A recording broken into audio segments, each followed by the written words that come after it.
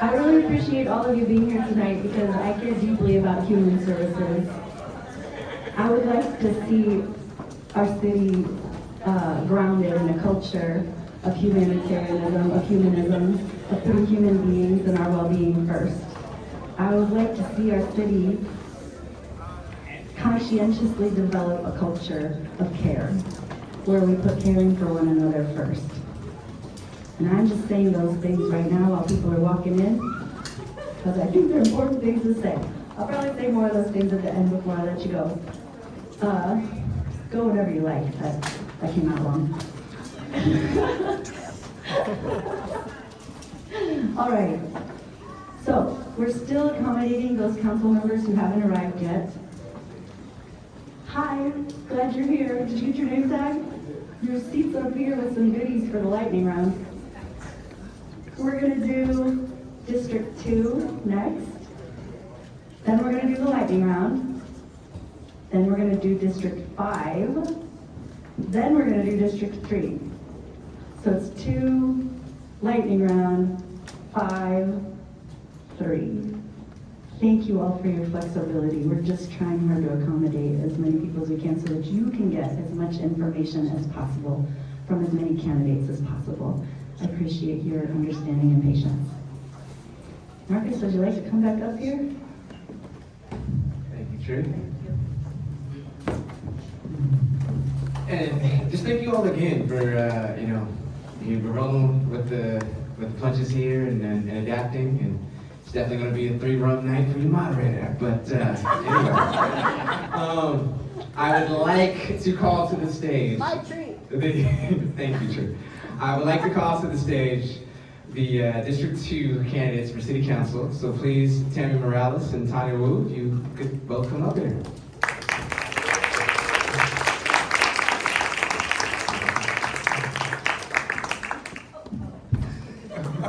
Tammy.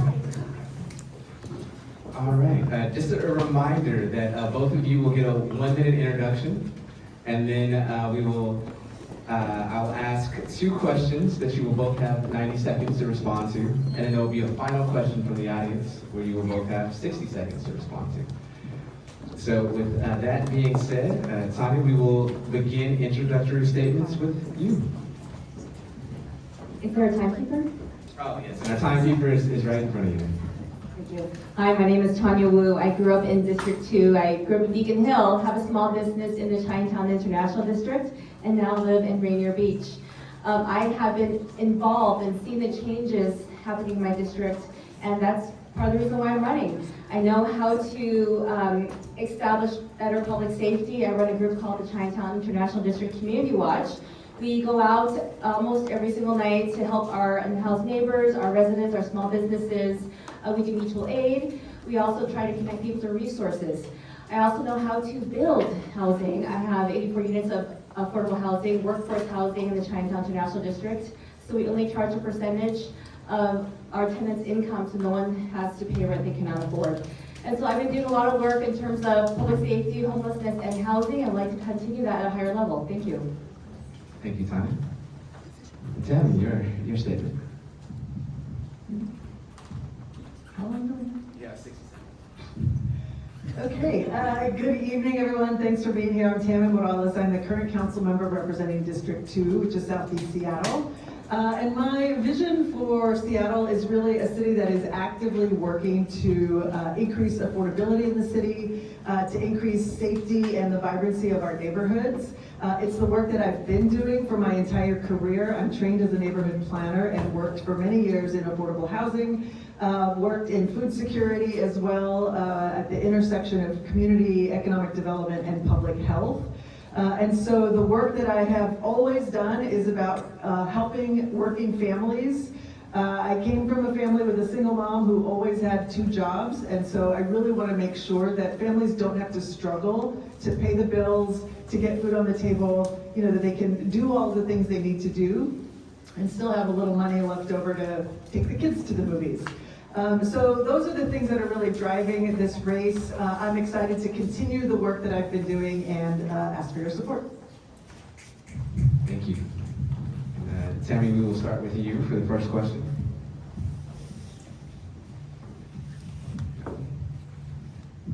question is, at least 1/4 to 1/3 of people in our community will experience gender-based violence in their lifetimes. Yet solutions and responses to domestic violence, sexual assault, and trafficking are significantly underfunded. Given this, what specific solutions would you bring forward to address this systemic shortfall? That's a really important question, thank you. I would say that for folks who are experiencing domestic violence, the first thing they need is support and care. So we've worked closely with the Coalition for Gender-Based Violence, which includes organizations like API Chaya, the Green Light Project, and Consejo Counseling, because what we know is that folks need connection to services. They need connection to counseling for them and their family, very often their children. They also need safe housing and places to go. So the work that we have to do at the city is to really partner with the state to make sure that we are providing the resources that these organizations need so that they can serve people better. The other thing I'll say is that we need to ensure that women feel empowered to advocate for themselves. And so one of the things that I've started doing through our budget process is to make sure that our young women in schools get access to leadership and mentorship programs. So for the last couple of years, I've put in the city budget $500,000 for mentorship and leadership programs for Black, trans, queer youth, women and girls through our public school system, so they're learning how to advocate for themselves, seeing people like them in leadership positions. And I think a lot of the work that we do to support folks needs to start in the schools, and then absolutely make sure that the services that are being provided are adequately resourced. Thank you. Could you repeat the question, please? Yeah, no problem. At least 1/4 to 1/3 of people in our community will experience gender-based violence in their lifetimes. Yet solutions and responses to domestic violence, sexual assault, and trafficking are significantly underfunded. Given this, what specific solutions would you bring forward to address this systemic shortfall? Yes, I think there needs to be more collaboration interagency with nonprofits, with community members in terms of access. There are a lot of survivors who are not knowledgeable of what is available to them, especially people who are from the refugee, immigrant, non-English speaking community.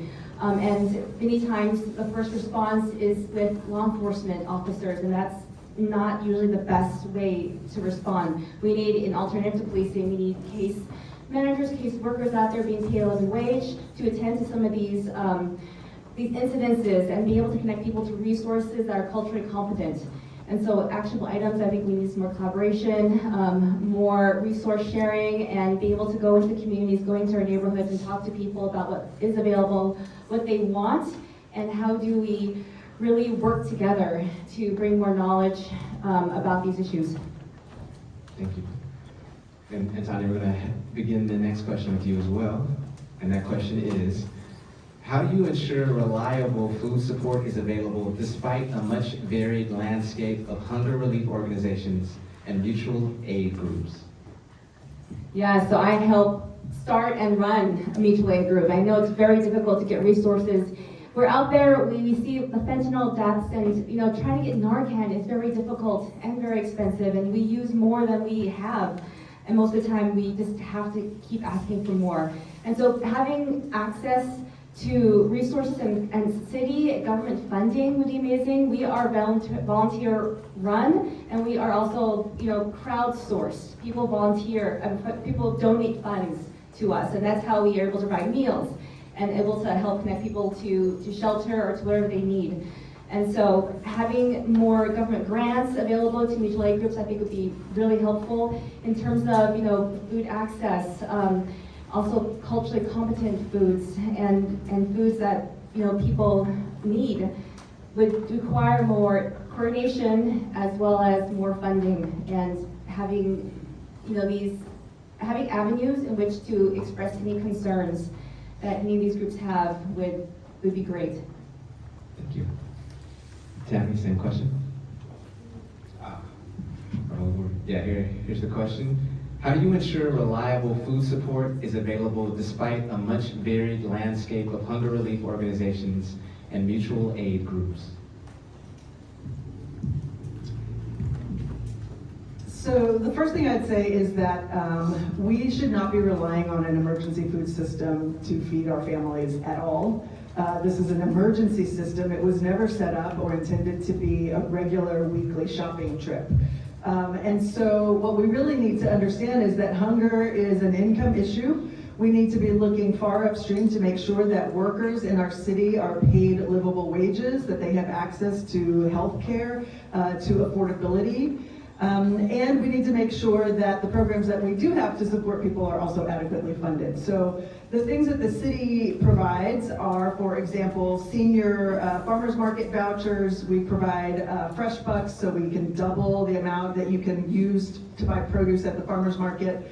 There are different programs that we have. We need to make sure that folks who are eligible for WIC and SNAP are actually enrolling in those programs. A lot of those are undersubscribed, even though people are eligible. So if you are eligible, you need to be connected to caseworkers who can help you get access to those resources. But what we really need to be looking at is, as a society, what are we doing if we are not able to meet the basic needs of our community members? I think part of what we need is to make sure that we are increasing progressive revenue in the city so that we can more adequately fund the social services that we do have.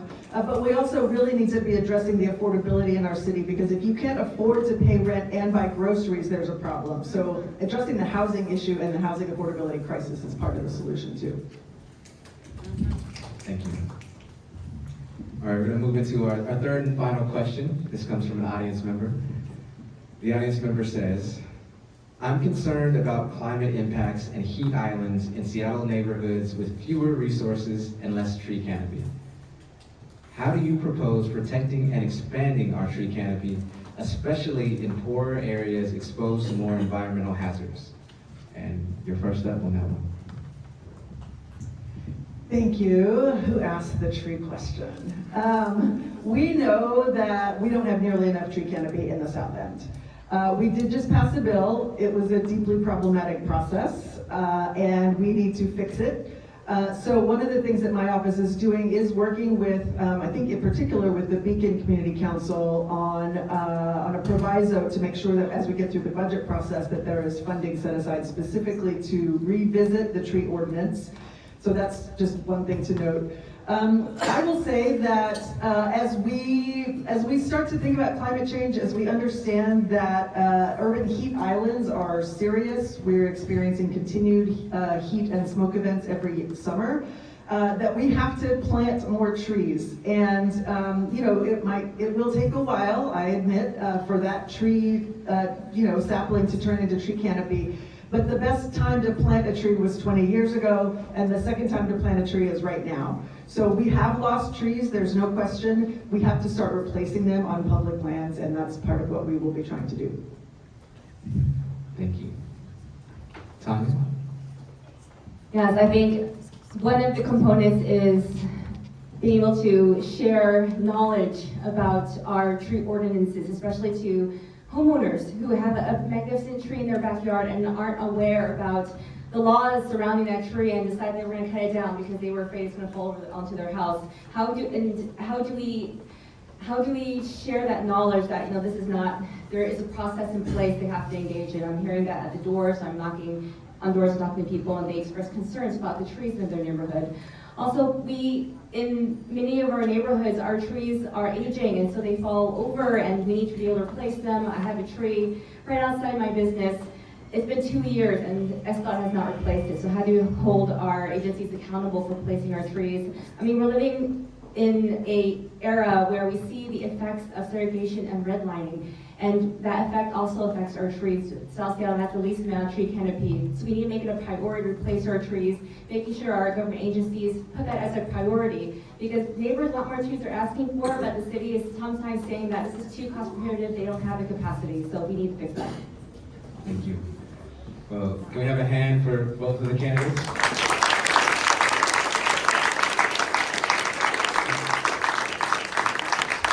Thank you both for attending, but please don't go too far because we are going to finally move into that lightning round that I've teased out. So if all the candidates who are here can grab their paddles and then their waffles and please stand in front of the stage, please.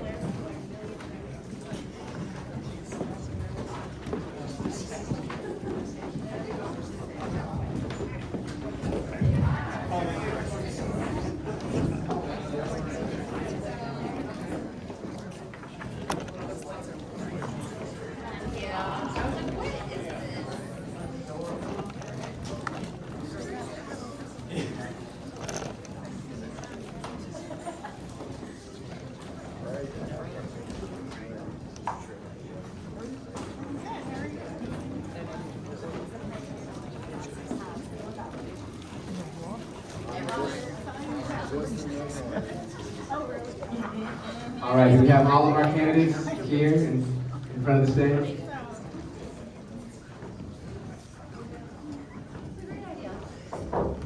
I have a request. Okay. Can you stand next to your opponent, please, so that we can see people side by side? Thank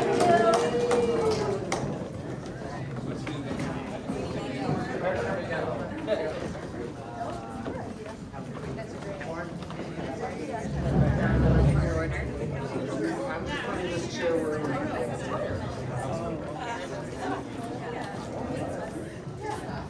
Those waffles are because we know how stressful your job's gonna be.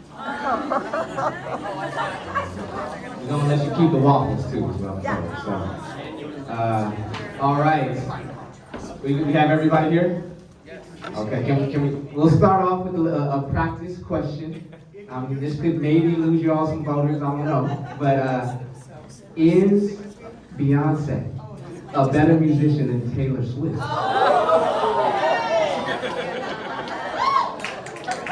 You're universal, okay.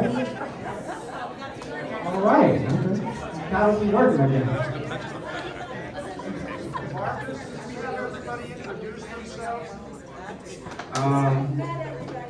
You haven't met everybody yet?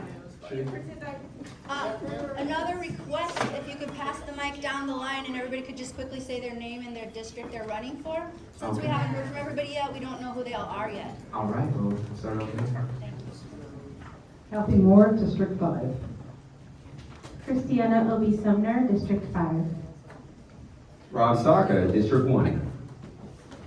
Lauren Costa, District 1. Tanya Wu, District 2. Tammy Morales, District 2.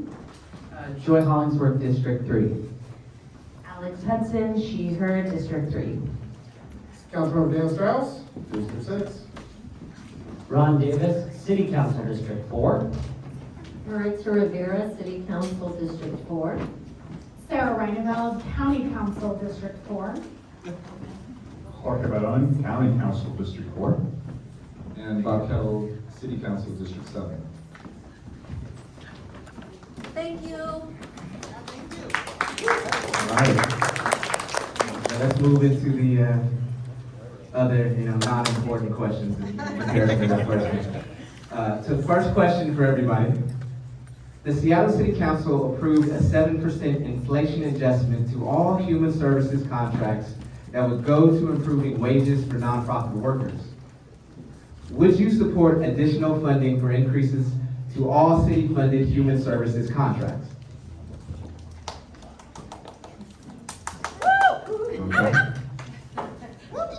Okay, next question. Can you commit to pursuing progressive revenue to fully fund human services? Yeah. All right.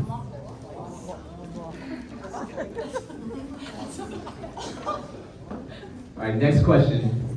Would you support making child care workers categorically eligible to receive child care subsidies regardless of income? Okay. Next question. Will you champion additional city funding for interpretive services for Seattle residents with hearing and sight disabilities to use during communications such as job interviews, talking with children's teachers, landlords, and human service providers. Okay. Next question. Recent body cam footage has revealed a callous attitude about human casualties caused by Seattle PD. Do you believe more community accountability is required of the Seattle Police Department?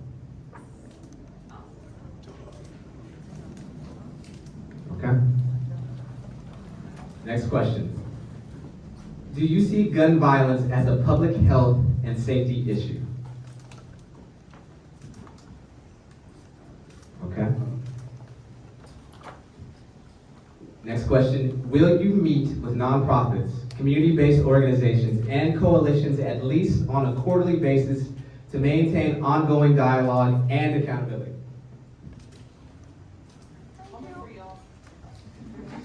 All right. And this final question comes from the audience.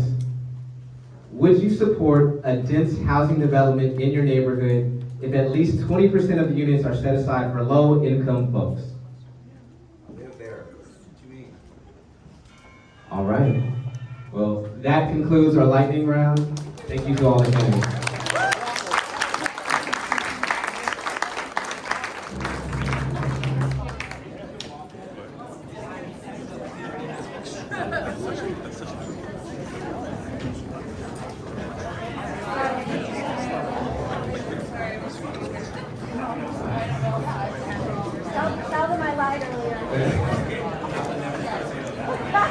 All right, well, we're going to move to our District 3 candidates. Sorry, I was wrong before. So, if you can get Alex Hudson and Joy Hollingsworth to come up.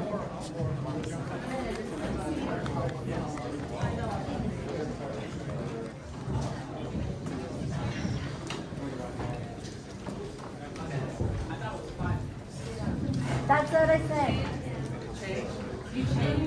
My fault, I'm sorry. I thought you got notification.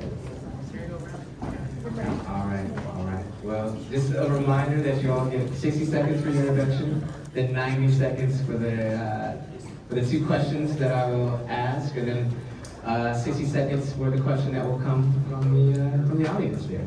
So, all right. Well, Alex, we will begin with you for your introductory statement. You have 60 seconds. Hello, thank you everyone for coming here this evening. My name is Alex Hudson. I use she, her pronouns, and I'm honored to be a candidate for Seattle Council in District 3.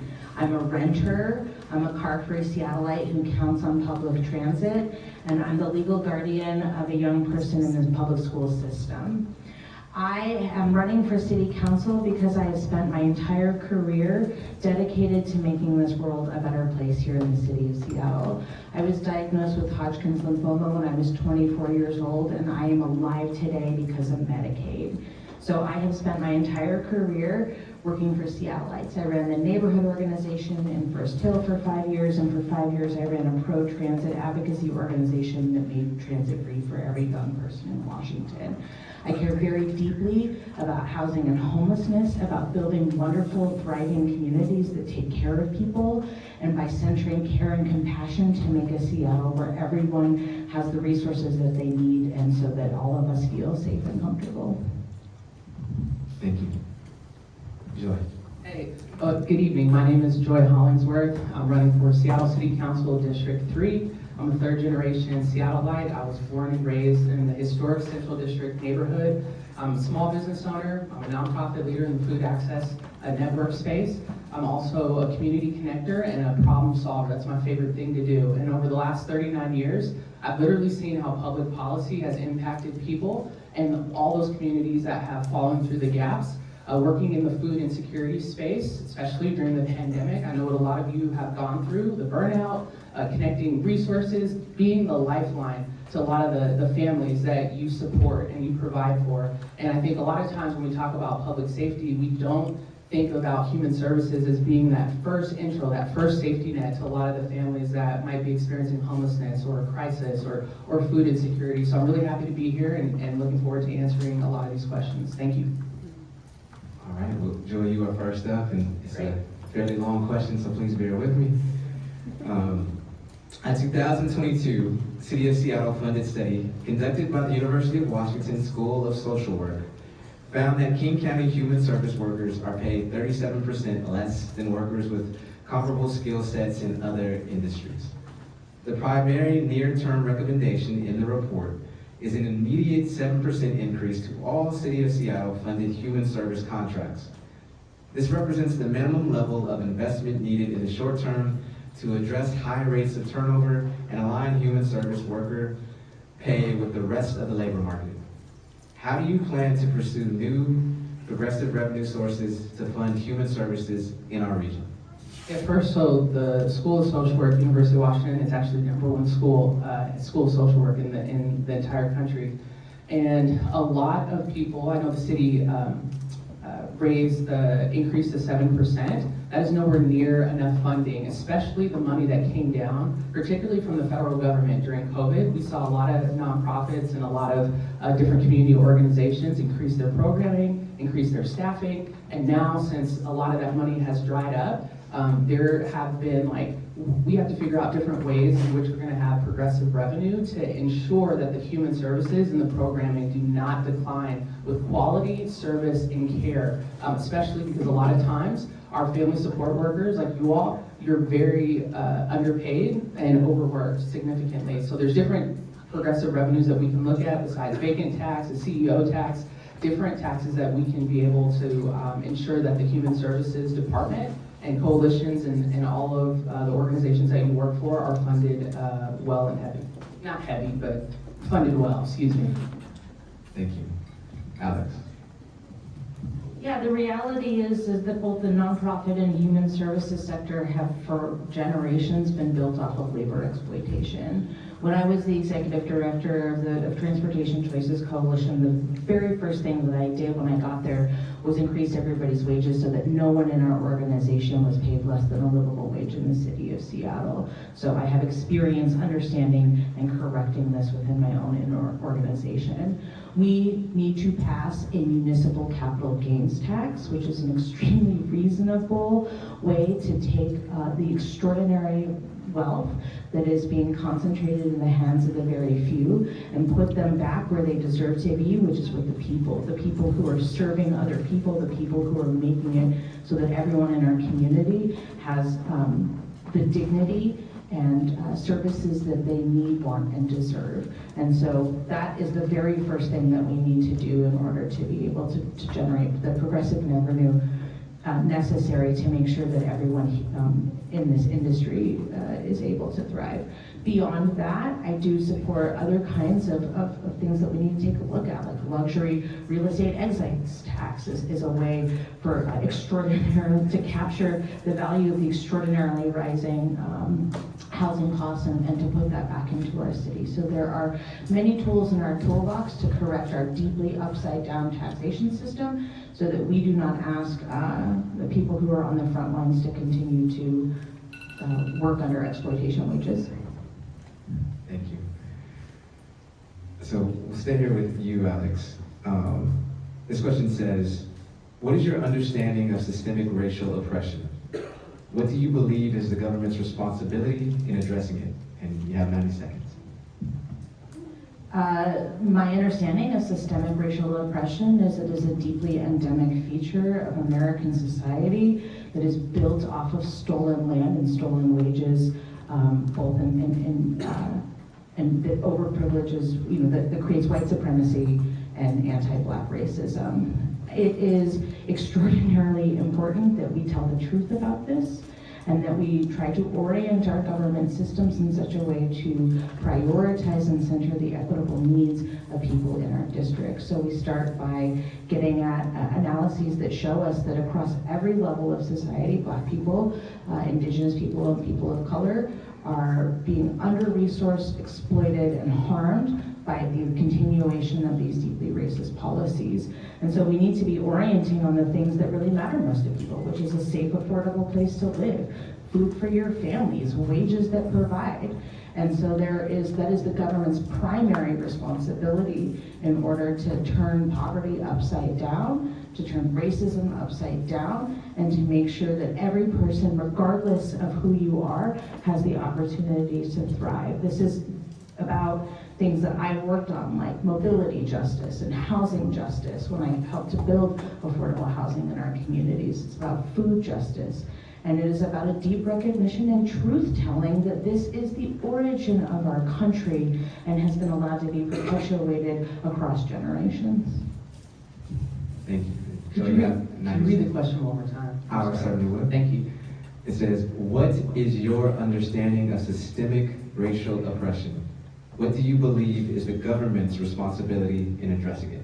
Yeah, okay, I'm a Black, queer woman. And so my lens of 39 years growing up in Seattle has very performative equity, number one. Number two, the other piece about that is the disparity in income gap, right? If you are a family of four, and you're a Black family, your average household income in the city of Seattle is $48,000. The average net worth for a Black family in the city of Seattle is $25,000. Half of the families in Seattle of Black families have 0% of net income, or excuse me, of a net worth. And so when we're thinking about laws, when we're thinking about policies, when we're thinking about how they impact, we have been so hyper-focused on policy.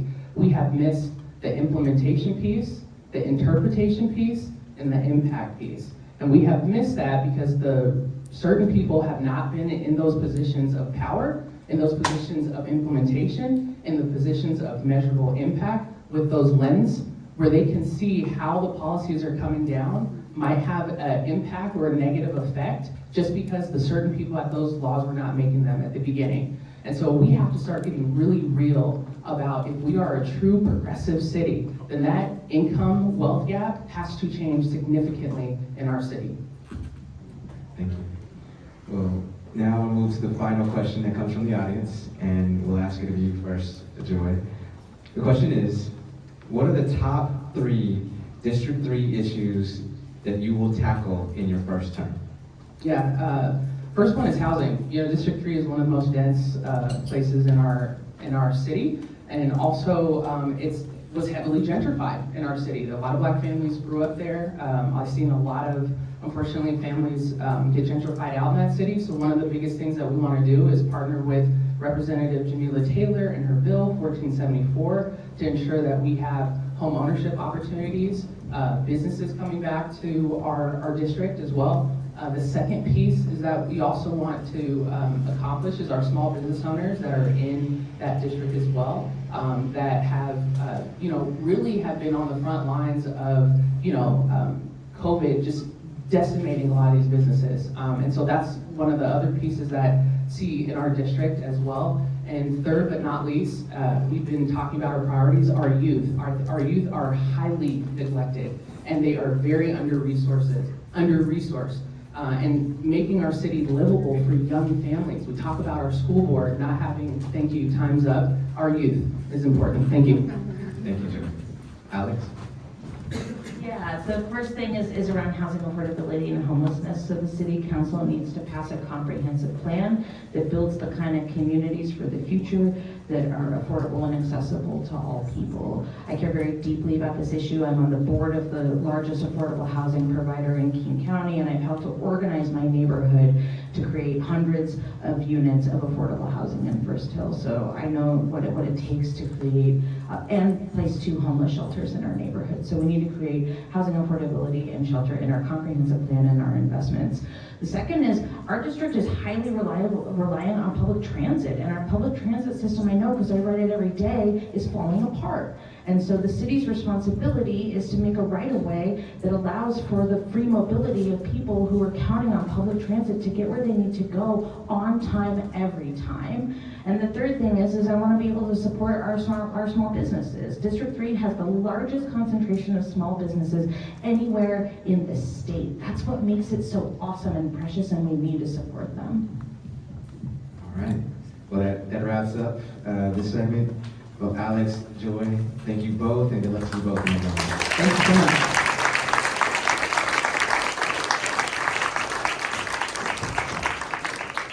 All right, and now City Council District 5. Why? Just what's on the list. So if we could have Cathy Moore and CrisTiana Obeysumner come to the stage.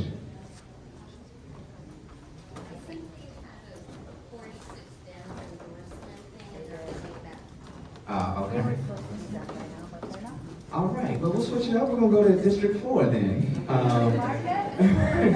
And we'd love to have Ron Davis and Maritza Rivera come to the stage.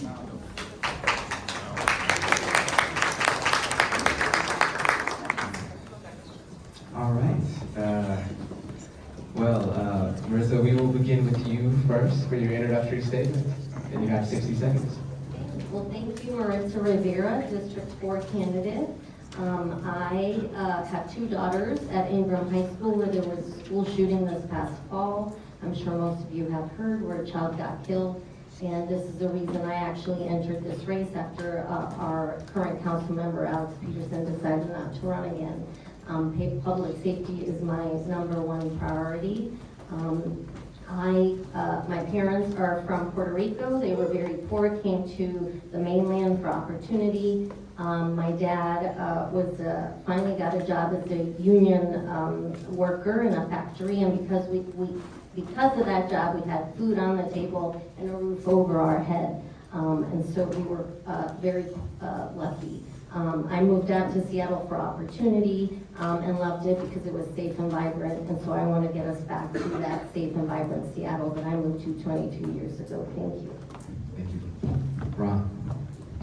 Hi, I'm Ron Davis. I live just up the street. I'm a dad of two little boys, both of whom did their childcare in this building from 1 to 5 years old down at University District Children's Center, an amazing little school down there. I'm deeply embedded in this community. I'm on the board of the Roosevelt Neighborhood Association, the University YMCA right there, as well as some other regional groups passing statewide legislation in housing and regional transit. I got very lucky as a kid, so my parents were teenagers when they got pregnant with me. There was a shotgun wedding. My dad quit his job at a diner, got a job at a factory making minimum wage, but it was enough that they were able to ultimately buy a house and get a toehold in the middle class. And that became the grounds from which my sister and I were able to eventually go to college. I ended up at a fancy law school and in this beautiful community. And a journey like mine is basically impossible today. The walls are 3 times as high for people who don't look like me. And so I want to make sure that this is a city where everyone has an opportunity to start a life, build a career, raise a family, and age safely and comfortably in place. And that is why I'm running. Thank you. We'll stick with you, Ron, for the first question. If elected, what are some examples of policies or ideas you would pursue for preventing future housing instability for low-income Seattle residents? So I'm very much a housing-oriented candidate. So I mentioned earlier housing legislation. I'm on the board at FutureWise. We passed HB 1110 this year, the missing middle housing bill.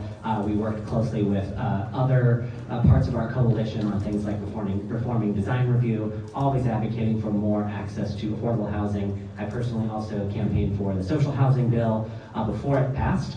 I would say to address housing, we really have a 3-legged stool. It's a mix of supply, subsidy, and stability. On the first front, we know that jurisdictions that build housing as fast as people move there tend to actually bend the cost curve and make it so housing is affordable for most people in the sort of wealthy and middle class. And we also know that this being, and by the way, right now all of our comprehensive plans that are on the table will make the housing deficit worse. I don't think we should plan to fail. I think we should plan to succeed. And so we need to go back to the drawing board there. Number 2, this being America, a lot of, and Seattle being in demand, and equality being as high as it is, the market is not going to serve everybody, and that means much more aggressive investments in affordable housing, social housing, funded in larger part by progressive revenue, not just relying on regressive taxes, and also things like tiny homes, and then of course stability, keeping people from falling into homelessness. That's eviction prevention programming, whether that's administrative programming to work out stuff between landlords and renters, whether it's direct rental subsidies, an anti-rent gouging excise tax, or right to return ordinance. Thank you. Maritza. Yeah, no problem. If elected, what are some examples of policies or ideas you would pursue for preventing future housing instability for low-income Seattle residents? Thank you. Well, the state legislature passed HB 1110, which now allows for duplexes, quadplexes, sixplexes across the city. And so we need to build more housing all across the city. We also need to address the permitting issues that the developers are experiencing in the city when they're building housing. We need to streamline permitting so it doesn't take 200 days to get a permit when you're doing building housing.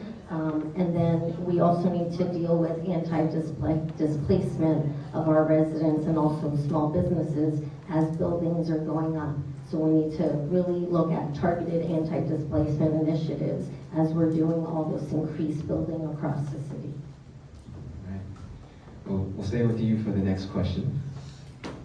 In a recent survey of former King County child care workers, one of the main reasons cited for leaving the field was the need to provide affordable child care to their own children. A lack of access to affordable child care has ironically created a shortage of qualified early learning professionals. What solutions would you offer to make child care more affordable and incentivize child care worker retention? Yeah, I think child care is an essential service, and that we need to support being able to build more build more child care across the city. I know when I had my kids, it was very difficult to find child care. I was lucky because my salary was going to child care, so I was able to make it work to stay at home, but I know that is not the majority of folks in the city. And so we really need to make sure that we are supporting more child care across the city, making sure that child care workers have a living wage, so they're able to do these jobs, and also make sure that we have the child care subsidies in the city and continue to support that, and make sure that folks are aware of the child care subsidies, because my understanding is that not everyone knows that these are available, and this is something that can, really help folks across the city. So we need to make sure that folks understand that this is available and make sure we're providing access to it. Thank you. Ron, same question. You can't participate in modern society without great, safe, high-quality, affordable childcare. When I think simply just about downstairs, about Teacher Kate, about Teacher Molly, Sarah, Guille, Stephanie, Ian, Sadie, the people that became a part of our family and were part of the village that raised our children, and also the ways in which so many of them were scraping by on poverty wages, it has made me sick for a long time. I agree with Maritza that we need to fully fund affordable childcare, not just for childcare workers actually, but for everyone in the city. I think we need to set a cap on the percentage of income that takes up. And I think where the difference is between us is, I plan to fully fund our budget next year and add incremental funding, and whereas she plans to cut $200 million from the social services budget that would actually fund that. Thank you. We're going to stick with you for our final question that comes from the audience. In 2021, only 5 fines were issued out of over 3,200 complaints to Seattle's Department of Construction and Inspections, highlighting a need for more robust enforcement of tenants' rights. If elected, what will you do to protect renters and enforce the protections that already exist? This speaks to 2 systemic issues in city government. One is a lack of basic administrative capacity, in part because we don't fund enough positions and we don't pay enough people in the city a living wage. I was at the rally today for city workers who, just like human services workers, are chronically underpaid, chronically have their wages suppressed, and we continue to expect to balance our budgets and keep low taxes for the richest people here, and we continue to expect to do that on their backs, and that's not okay. So one is we need to actually staff for this, which means both more positions and building the administrative capacity. And then the other is, I mentioned earlier, I think, so that gives us, just like at the Office of Labor Standards, if we actually build up that capacity, we can actually do the enforcement. It's one thing to put a law on the books, but as former Chief Justice Oliver Wendell Holmes said, the law is what is actually gets enforced, right? Or the law is what judges say it is basically what he said. But point being, it's not the law if we don't actually enforce it. So we have to build that capacity. In addition, I think we actually need additional rules my time is up, so you'll have to wonder. Yeah. So the question is, in 2021, only 5 fines were issued out of over 3,200 complaints to Seattle's Department of Construction and Inspections, highlighting a need for more robust enforcement of tenant rights.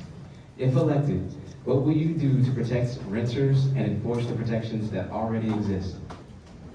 Thank you. Well, first off, I want to address the comment that Ron made. I never said I'm going to cut the funding by any amount to anything, so not sure where he got that from. So I wanted to clarify that.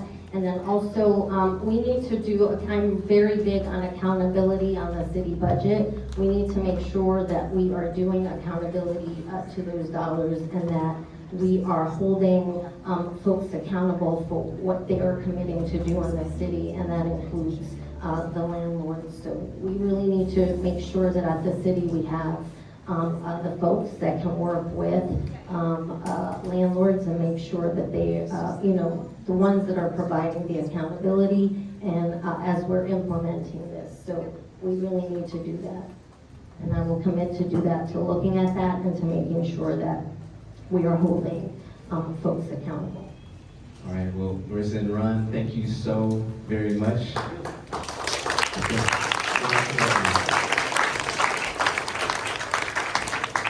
All right, now we're going to move on to Seattle City Council District 6. So can Dan Strauss and Pete Hanning come up to the stage? It's just Dan. Oh, pardon me, it's just Dan. It's Dan Strauss.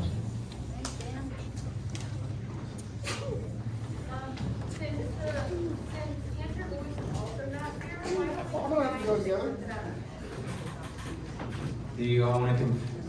I gotta get the approval from the boss. Combine 6 and 7. Yeah. Sure.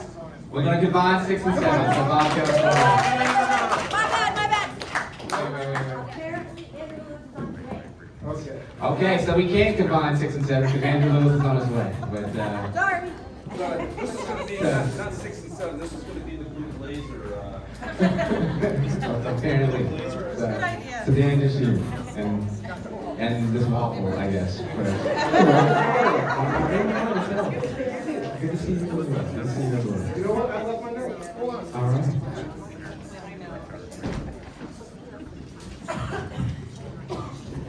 Thanks. Sorry, I'm triple posting. I stepped into another meeting while I was waiting for everyone else to go, and I need to be in another meeting in about 10 minutes. So.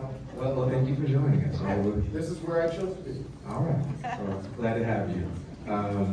Do you want to go ahead and do your introductory statement? Sure, and keep me on time because I can talk a lot.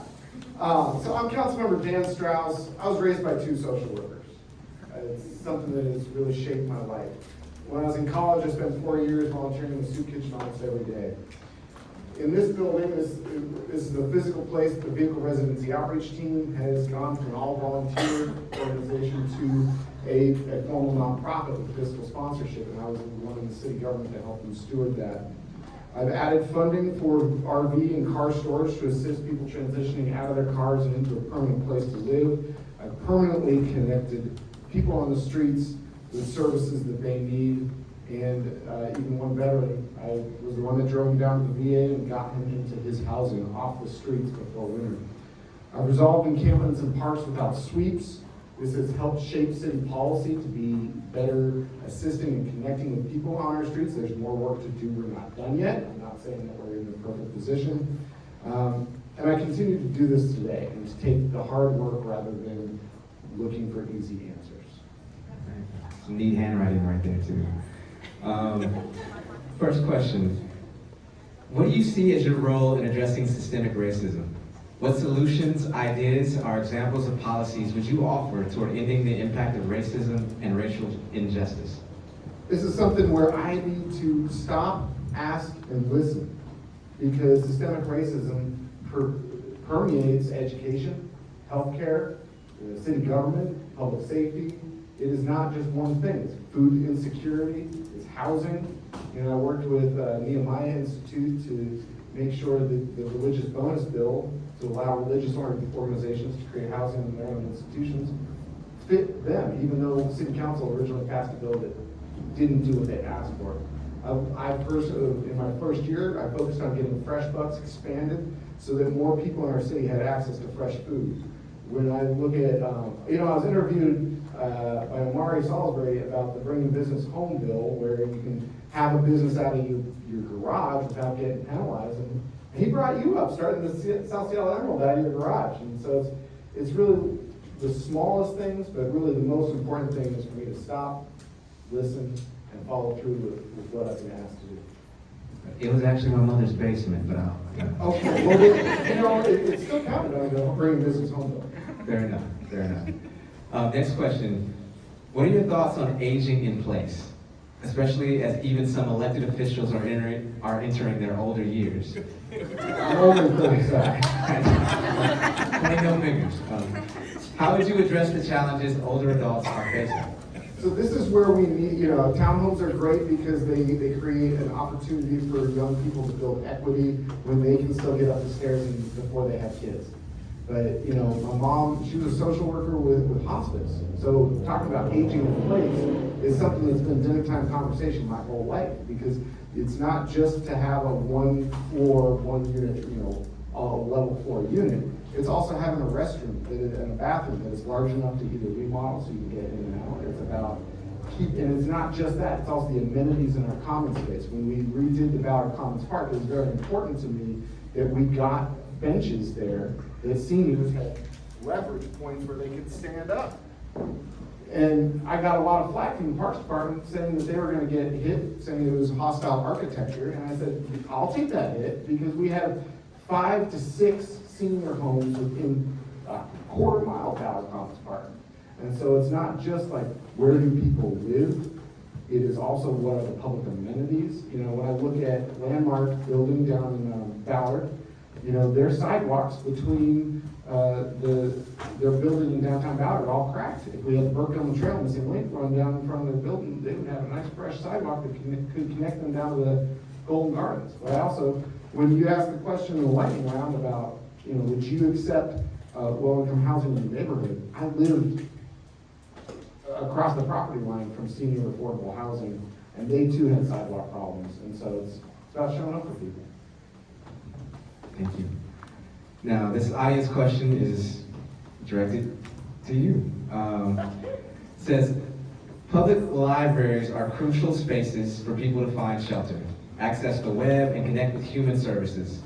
How can the city make sure that library staff have training for resources which would enable them to serve those who are looking for services?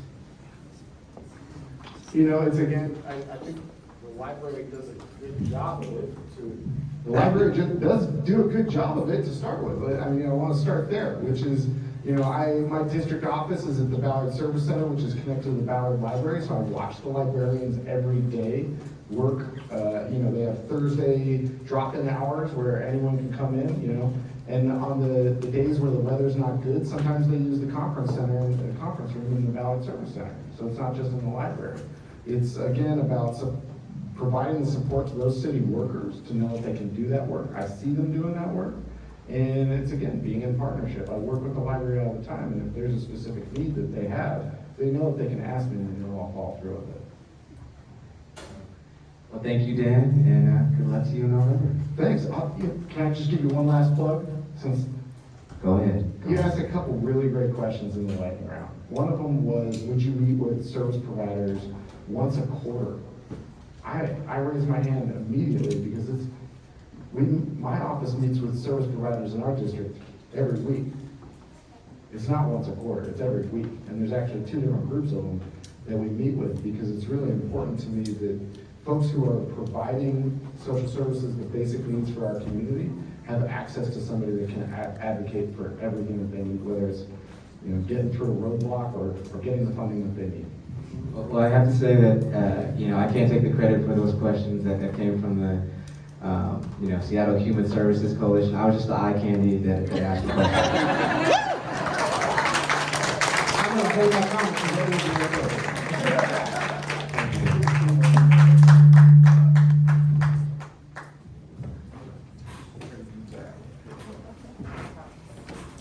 All right, we do have District 5, which will be next. So, let me get my notes. Are they ready? Yeah. All right, so let me invite Cathy Moore and CrisTiana Obeysumner to the stage. And here they come. Got it.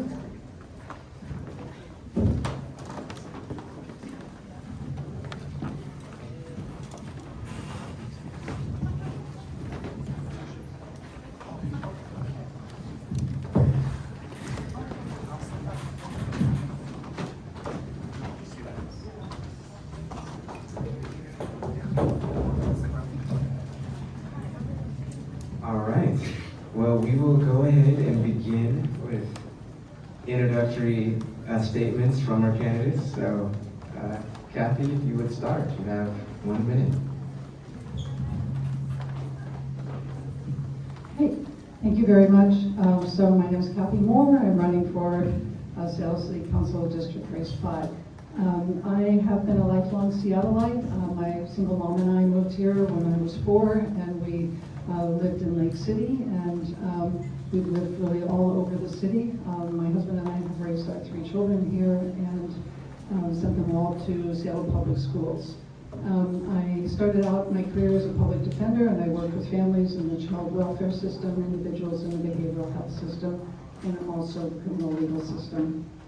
I eventually became a judge, and while it was a great privilege, we really have all the broken systems, and we really have very limited tools. And I decided I wanted to leave that and become an advocate and work upstream so that we could eliminate the people coming to court, basically. And I now have that opportunity, hopefully, on the city council. Thank you very much.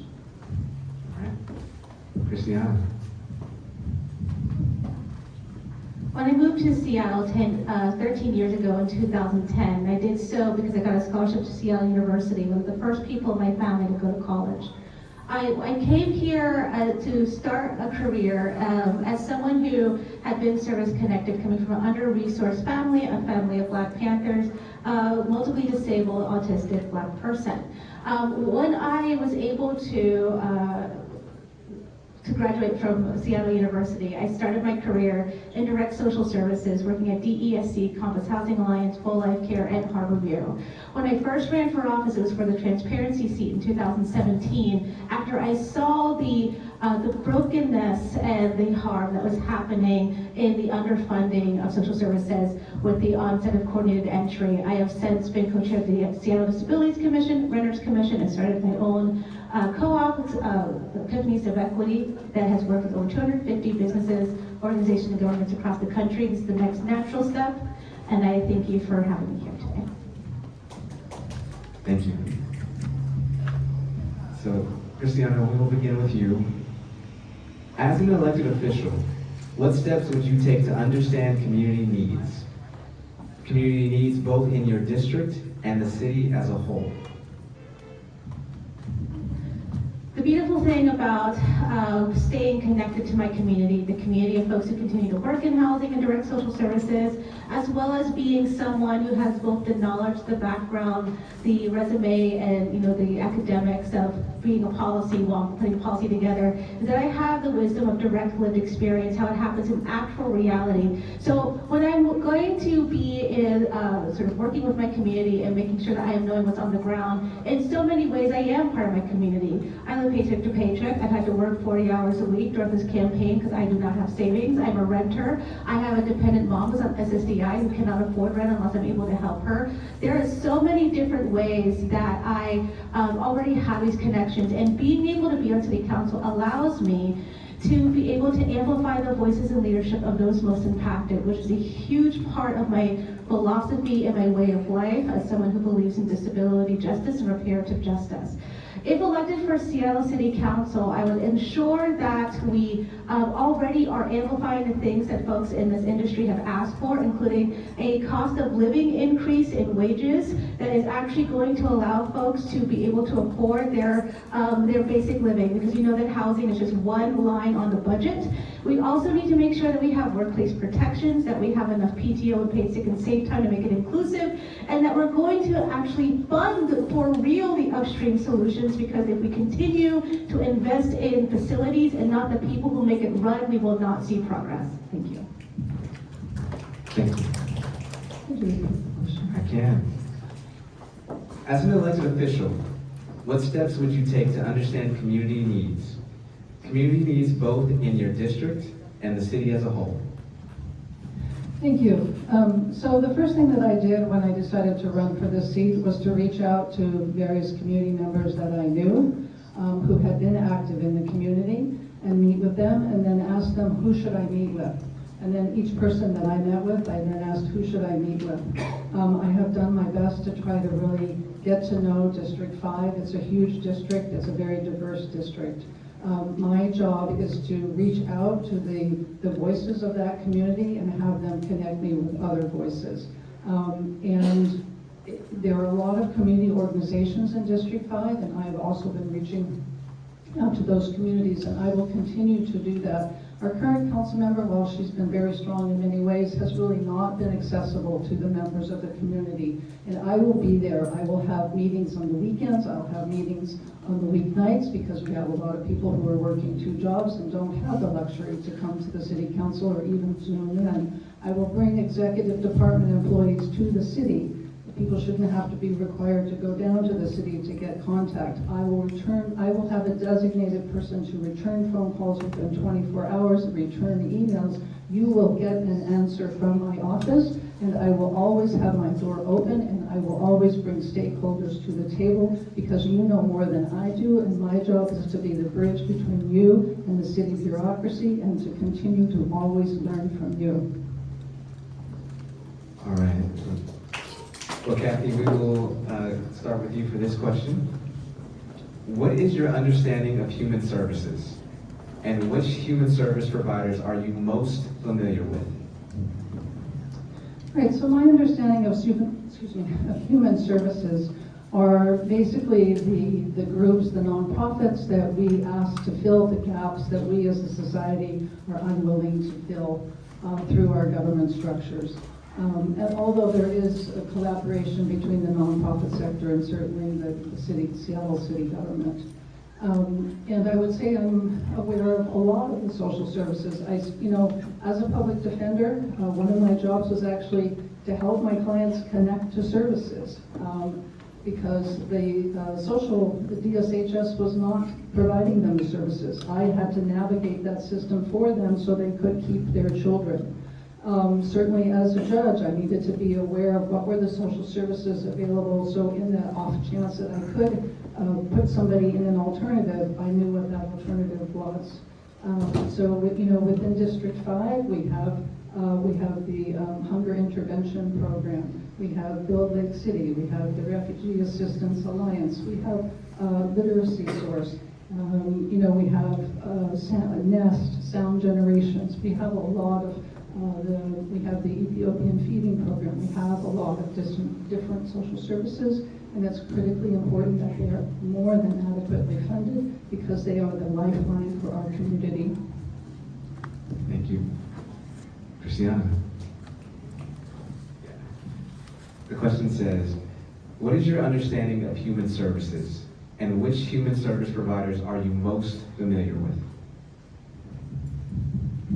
As you heard, there's a couple of the human services providers that I shared in my introduction that I worked for, but I think what's really important is that for the most part, everything that Cathy said is true. There's the nonprofits and the social services that we have, but what we miss when we talk about human services is that it goes beyond nonprofit and the intergovernmental relationship, right? There's human services that we need to fund that are sometimes not seen or underfunded. There are the folks who are caregivers, especially in intergenerational households.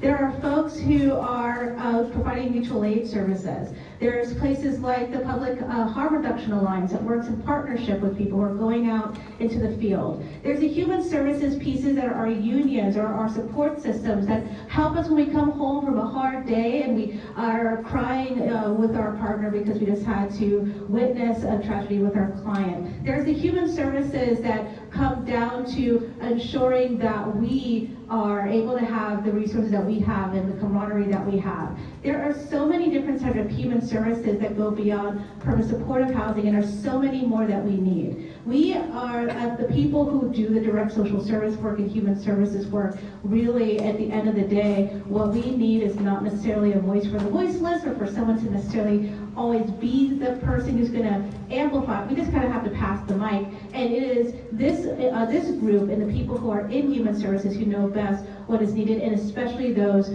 who are at the center of those most intersectionally impacted. We know that there's so many established social services and human services, but I really feel like as a city council member, I would amplify those who do not get the funding or the time. Thank you. And we'll close with this audience question, and we'll start with you.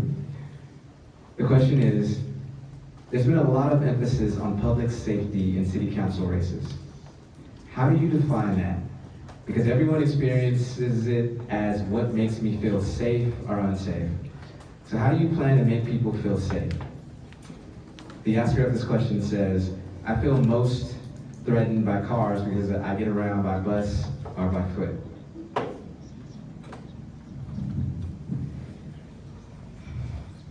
When I saw the body cam video, it brought me back to when I was hit in the intersection in a crosswalk in a lit street by a six-wheel truck at 27 years old. And we know that Janavi was 23, but it makes me wonder, since the police officer thought she was 26, if that would mean that my life was also not going to be valuable. You know, when we think about community and public safety, we always think about the people who have access to both public and private lands, that they are allowed on those spaces. But that's not really what public and community safety should be. It should be that we have accountability for folks who say that their job is to serve and protect. We need to make sure we have alternative community services, because as you know, here at Human and Social Services, there is a lot of this work that we would be able to transfer or reallocate if you had the funding and the supports for that. We need to make sure that there are folks who are safe from being hit from cars, being harmed, being swept, being told that they are not allowed in neither private nor public space, because those are our neighbors too, and those are also my constituents. Thank you.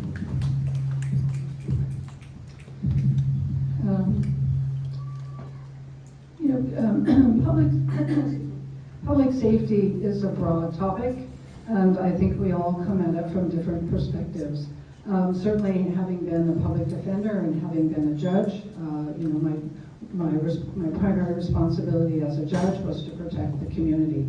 But my view of what protecting the community meant wasn't necessarily that we locked everybody up, but that we looked at what was the underlying cause for the behavior, and how can we create an intervention to move that person away from that behavior so that they don't come through again. And so I think on the city council, not only do we need to look at holding our police accountable, and that's a whole other discussion, but we also do need to really expand into civilian responder programs, both for behavioral health, both for social workers, community support workers. We also really need to look at environmental design, and we need to be supporting our neighbors through more community connections. We need to be looking at social infrastructure, which is incredibly important in keeping the violence that we are experiencing in our society, addressing that. And it's only going to get worse because our structure is fraying. And on the council, we need to provide more than adequate funding for all of these social services to address these issues. Thank you.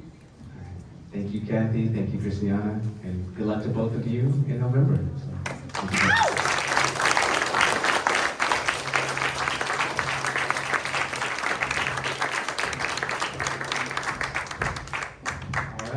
And now we are going to move to our final city council race of the night, District 7. Can I please invite Bob Kettle and Andrew Lewis to come to the stage?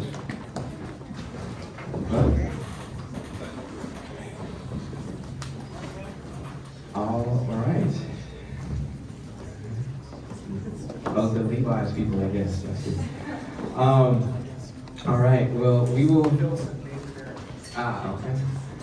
Well, we will start with you, Bob. You have 60 seconds for your introduction. Well, thank you, Marcus. Thank you, everyone, for including me this evening. The last one to go. Normally, I give a standard introduction, but Andrew's heard it a million times, so I'll skip that. And partly because I'm 2 weeks away from the anniversary of my dad coming to America, which we call our own little family holiday. October 4, 1964, my dad came to America with $80 in his pocket and his skills as a welder.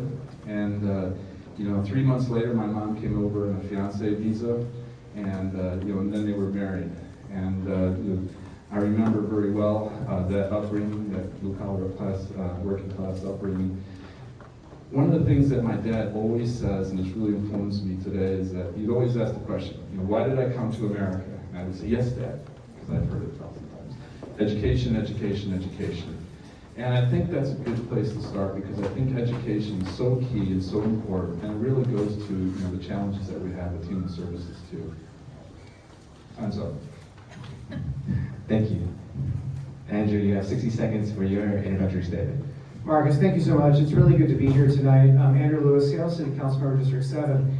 When I came on to the Seattle City Council dais, I did not have a lot of experience or interaction with the people that make up our human services community who are present in this room. During my time on the council, I am so dedicated to advancing the work of the people who are in this room. The work that you do saves lives. The work that you do is critical. It should be treated the same that we treat firefighters and police officers. I have seen time and time again when we have public safety initiatives like Just Care, that the things that get people off the street, that get them the treatment, the help they need, are delivered by the people that are in this room. I have seen time and time again through my work with organizations like Youth Care, that the young people that get the resources they need to succeed, the job training, the access to resources, they get it through Youth Care. It gives them hope, it gives them the tools they need to be successful. If I'm reelected to the Seattle City Council, I am so prepared to hit the ground running and continue to be an advocate to make sure you are paid for the work you do. Thank you. Well, Andrew, we will stick with you for the first question here. That question is, what would you say are some examples of metrics of success when it comes to the homelessness crisis? Fundamentally, it's getting people housed. Homelessness is a housing problem, and we need to say that everywhere we go. We need to be making sure that the organizations we're contracting with who are doing outreach have what they need in terms of immediate places to give people an opportunity to navigate to. In the short term, that means things like tiny house villages through providers like Lehigh. In the long term, that means permanent supportive housing through Plymouth Housing and other providers who provide that essential service. But that is fundamentally what we need to make sure that we're doing, is tracking how are we getting people into housing. And when we're doing those metrics, we need to be asking providers, what do we need to give you to get more people housed? And this is fundamental. We can't just say get more people housed without having that fundamental question about what are the barriers that you're experiencing with that fundamental part of your work. And that's something I'm going to continue to do if re-elected to the City Council. Thank you. Bob, same question to you. Well, clearly, what we see on the street, what we see in those invisible places that, unless we really look, we don't see. A lot of this goes to, the idea of metrics goes to the idea of good governance. And that's something that's really oftentimes missing with our city government. And we need it. We needed that positive, engaged leadership that brings in all stakeholders and understands the problem and really asks the hard questions of our city government. Homelessness programs have been available, affordable housing programs have been available for a long time, but they're not accomplishing their goals. And we really need to ask the hard question of those programs and say, hey, are you accomplishing your goals? And if you're not, let's look at other options. You mentioned Lehigh. I know Josh is here. The idea of combining the RV encampments and the tiny homes in a project I found really interesting, because it had the structure, had taken in the lessons learned, and I think it could be successful. So that's the kind of idea that we have to have that good governance piece and understand what makes for a successful program. And I think that could be, as I look over at Josh right now. Thank you. And Bob, will stick with you for this question, actually. The question is, how would you commit to working with community allies, i.e. nonprofit agencies, labor, philanthropy, to maintain and increase this inflation adjustment to human service contracts for future City of Seattle budgets?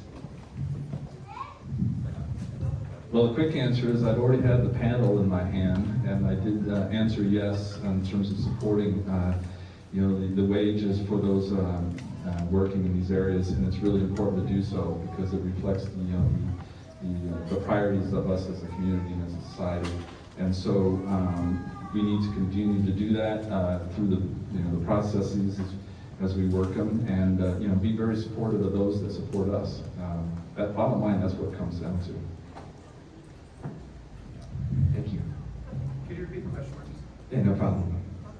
How would you commit to working with community allies, i.e. nonprofit agencies, labor, philanthropy, to maintain and increase this inflation adjustment to human service contracts for future City of Seattle budgets? Well, I think first and foremost, fundamentally, we have to center that public safety is really based in human security. And that this has to be a priority as we face our public safety goals as a city in making sure that we're giving providers the resources they need to provide community wellness. We have fallen far short of that. And I don't think there's anyone here today that would contest that that's the case. I think the best illustration of my commitment to this is just to share a story where during the pandemic, we had a really serious situation in the downtown core of our city. We had to socially distance our sheltering system, so we had a significant reduction in the supply of shelter, increase in the quality, but a reduction in the supply. We also had to reduce the amount of jail space to provide more social distancing. It resulted in hundreds of more community members on our streets, in encampments, in the downtown core, in Pioneer Square, 2nd Avenue Extension, 3rd Avenue in the downtown center. The people that came to the rescue on that was the Law Enforcement Assisted Diversion Program through COLEAD and Chief Seattle Club and other organizations organized under the umbrella of Just Care. We were able to get people off the street, we were able to get them inside. We had to pay competitive wages for that work. And I think by showing the result of this work, we can make a commitment to center this work where it needs to be and get the resources to get the job done. Thank you. All right, we're going to close with an audience question, and we'll start with you, Andrew. The question says, how can you advocate for people who suffer from severe mental illness that cannot and will not advocate for themselves, especially when it comes to emergency medical needs? Well, we're about to kick that off next month with a project that Councilmember Herbold and I have been working on for 3 years, and that Mayor Harrell has taken on being a strong partner with us on in coming up with a new 911 response system for behavioral mental health calls.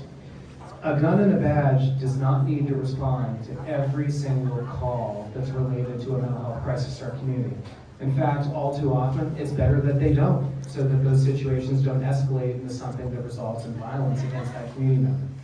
We are launching next month a dual dispatch pilot program, similar pilots that have come online in Denver and Albuquerque, that center a public health response to public health crises. That is the first step, because that determines what your entry is into the emergency response system. Is it going to be jail, or is it going to be your welfare?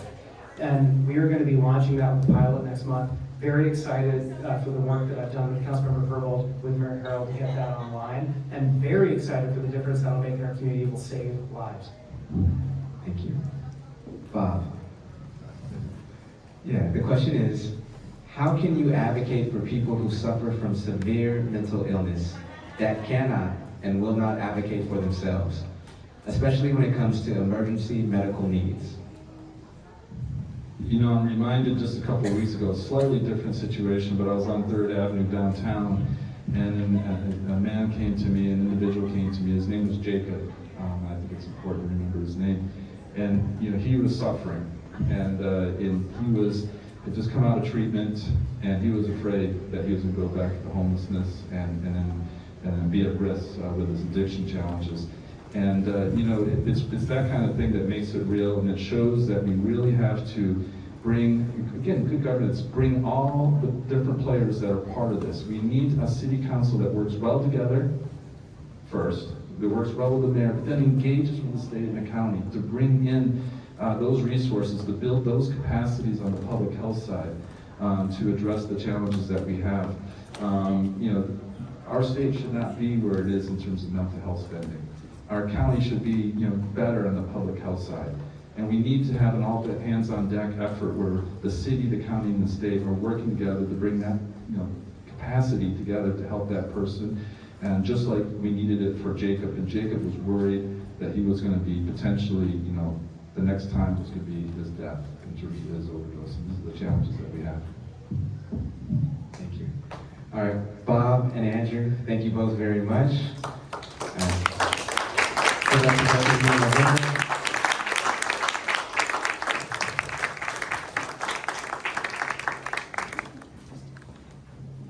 All right, well, that's going to wrap things up. But before we fully wrap things up and I get my Bacardi and Cola, I'm going to turn over the mic for closing remarks to the wonderful Seattle Human Services Coalition Executive Director, Tree Willard. So thank you, Tree. Thank you, Marcus. Thank you all. Thank all you diehards who've been here the whole time for every district. Thank you so much. I will not say much. The one thing that I definitely want to ask of you is to, if you look around on the walls by the doors, there are QR codes. Our coalition could use your support. If you take a photograph of those QR codes and share it on your social media, that would be awesome. I also want to invite all the human service providers in the room to raise your hands. Can we give everybody applause, please? Thank you. Thank you. Okay, Jerry, Vedrana, Tiffany, Nathaniel, Jesse, Jason, Brian's not here, is he? This is the amazing team of people. Will you all raise your hands? These are the people that made tonight happen. Can you all please give them a round of applause? Thank you so much. Next week on Tuesday night, we have an advocacy training. It's hybrid, so you can come in person in Little Saigon at the Lehigh Low Income Housing Institute building, or you can go online. If you bought your ticket on Evite, we have your email address. We're going to send you an invitation. If you did not get a ticket on Evite, you can put your email address on the sign-up list out there. Next month, there's another forum at St. James Cathedral Hall on Columbia Street by the Ode High School. They are doing a forum on housing and homelessness. So those are issues. There are flyers on the table there. Am I forgetting anything or anyone? I'm so grateful to all of you for caring about these issues. Thank you. Thank you for being here. Thank you for caring.